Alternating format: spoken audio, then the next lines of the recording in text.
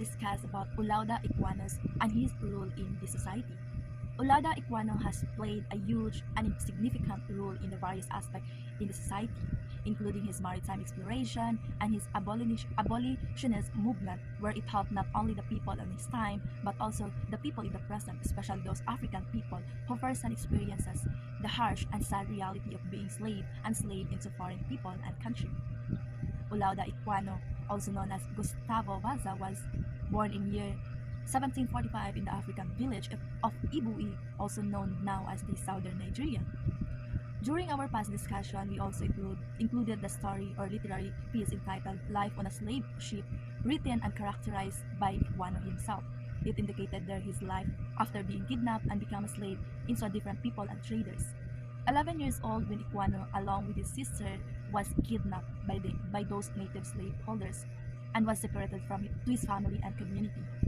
Equiano was eventually sold to British slave traders who transported him across Atlantic to the British colonies in North America. He was sold first in a plantation owner in Virginia where he worked as slave for years.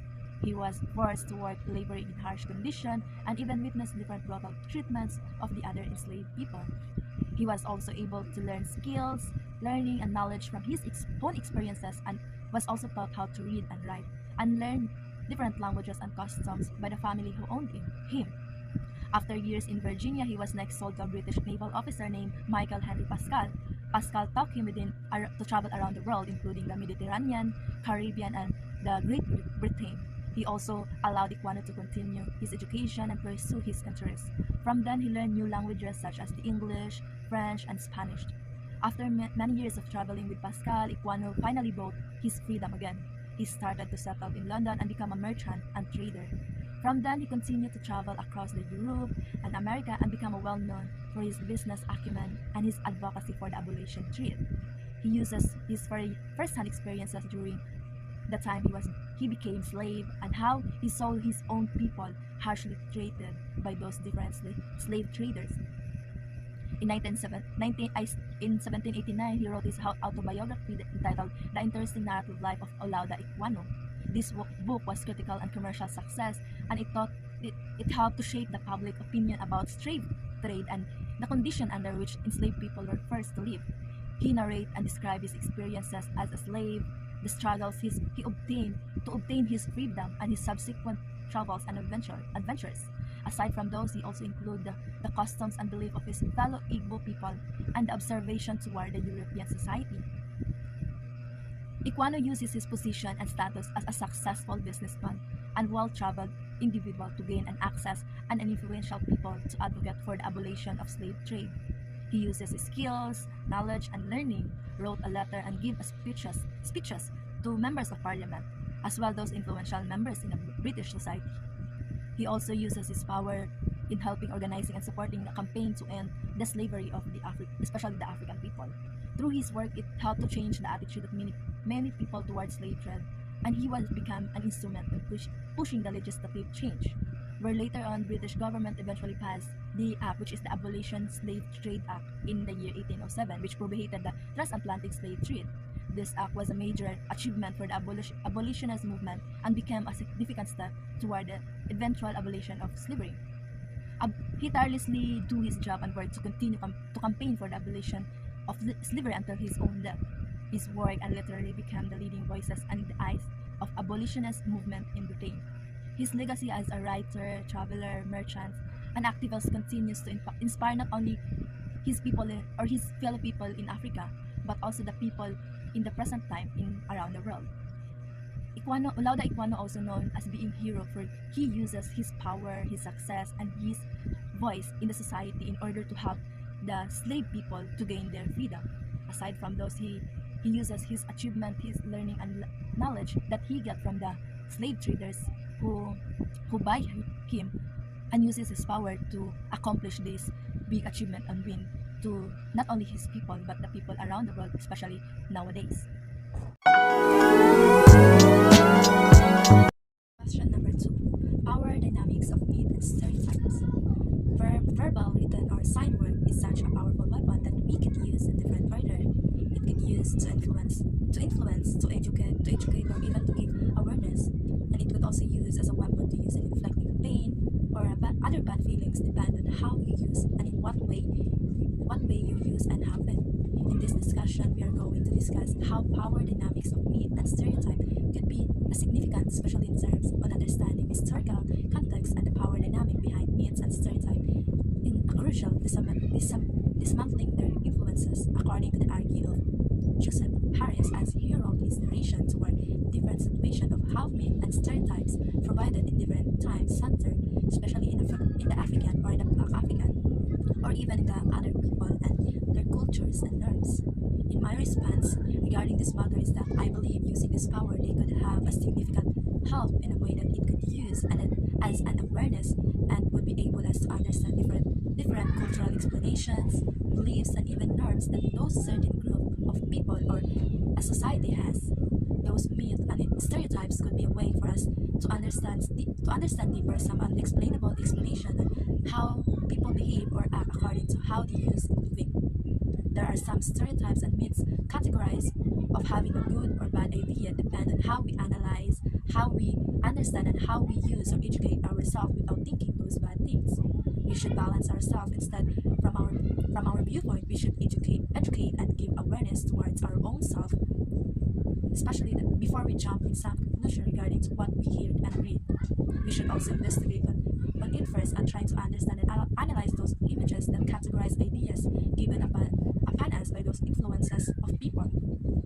We could promote cultural appreciation, respect, and equality in the contemporary society in those narratives in a way that it could use as our weapon to be aware and be educated what are the right and what are wrong.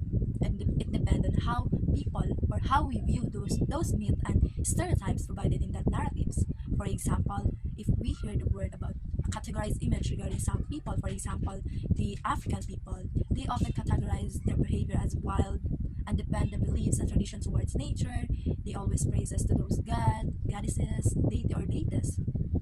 Some stereotypes regarding their behavior and appearance has commonly or say regarding to the nature, and if we just dig deeper and investigate those, educate, we could know that because they have those behavior and characterization, because since then they use or apply it from their ancestor, they use to living those, they use living using the help of nature, and they immediately imitate it because this is how they saw and what taught to them since the beginning.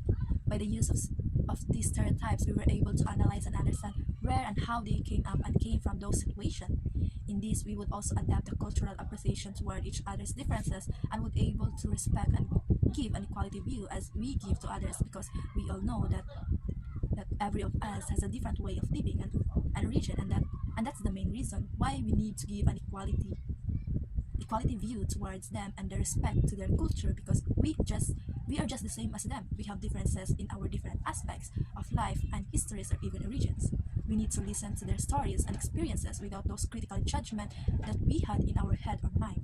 It will not only help you to broaden your worldview, but also help you to show respect for their cultural differences.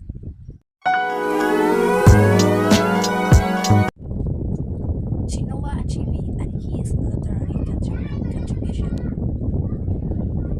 Who was Chinua Achebe? He is a Nigerian poet, novelist, professor, and one of the greatest personalities of the world literature. He is also known as the father of African fiction. His books are most widely read in those modern African literature. Achebe was raised in a small village in eastern Nigeria. His family was a Christian, which set them apart from other villages. Growing in a Christian allowed him to observe his world more clearly, he wrote. The slight distance from each culture became not separation, but a bringing together like the necessary backward step which judicious view might take in order to see the canvas steadily and fully. After later years, he left his village when he won a scholarship to study medicine, but as soon realized that he really wanted to write. His first and ultimate famous novel entitled Things Fall Apart is set in African village in late 19th century. It is a story of English colonialism towards from African point of view and has translated into 15 languages and sold it into millions of copies. His creation of hybrid that combined oral and literary moods and refashioning English language to convey equal voices and concepts. It established a modern and inspiration throughout the African continent. Chinua Achebe's Things Fall Apart is an influential novel in African literature for these three reasons. First, it is a novel meant to promote African culture. Second, it is a narrative about where things went wrong with the Africans. And third, it is a prose text which contributed to Achebe's worldwide recognition. Many things and works that Achebe left even in his present days. He played a big and significant role and has contributed many things especially in the literary field or world. Through his literary works, he raised or uses his voice against racism and discrimination. He uses his skills and love for writing to tell everyone not only his story but the story of his own people or villagers, the experiences they have and the stereotypes and myths that categorize and ideas of his fellow people. Achebe's writing and its purpose has shaped the literary landscape and have a significant contribution in a way that he only not written those things to be famous or to be known, but he used his love and passion in writing, trying not only to inform the outside world about Igbo or his country cultural traditions, but also to use this to remind his own people even nowadays of their past and assert that it contains so much values that they have and they had.